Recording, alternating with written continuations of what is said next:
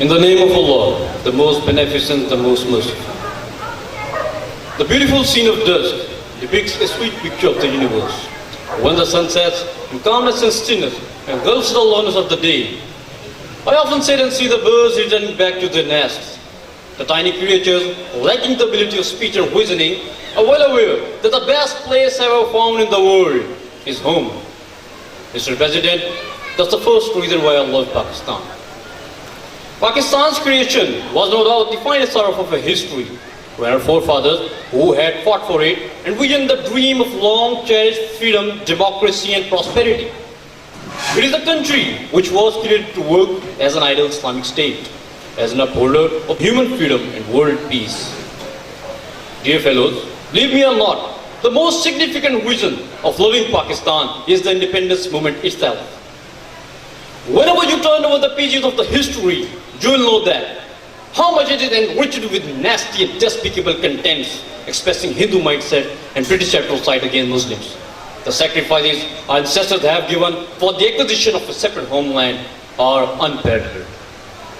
Dear fellows, I know you might wonder, how can I feel proud of seeing all this, when I clearly know that today we stand at the worst place of our history, where we are being labeled as a nation of extremists, an Islamic state, but limited to words, a heaven but for elite, where courts themselves cry for justice, and above all, even during the worst crisis of human history regarding terrorism, our politicians indulge themselves in blames, shameful and corrupt activities.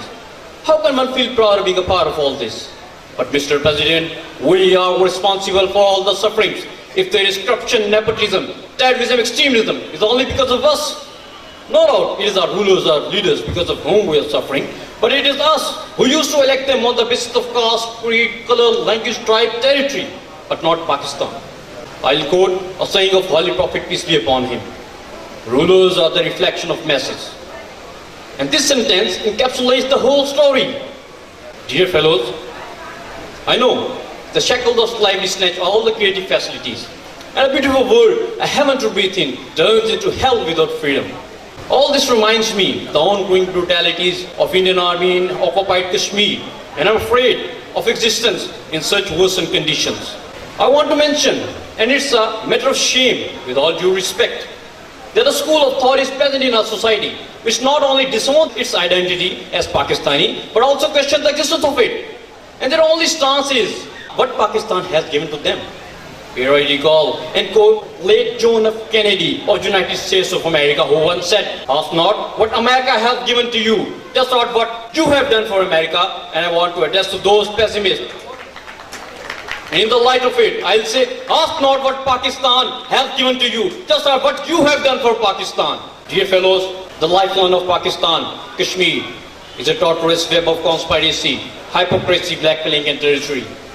The contemporary enslavement of Kashmiris dates back to 13 July 1931, when the killing of 22 Muslims set off the sentiment of the liberation movement and sparked a fury into the entire Muslim populace. And since then, hundreds of thousands of the Muslims have been martyred, curiously injured, gone missing, enslaved.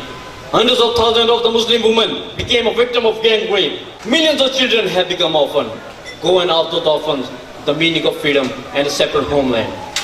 The Muslims of Palestine, Iraq, Syria, Bosnia, Myanmar, Libya, Lebanon, Nigeria, Afghanistan and even India are portraying an image of helplessness and can't do anything other than waiting for the divine intervention. Go and ask them the meaning of freedom and a separate homeland.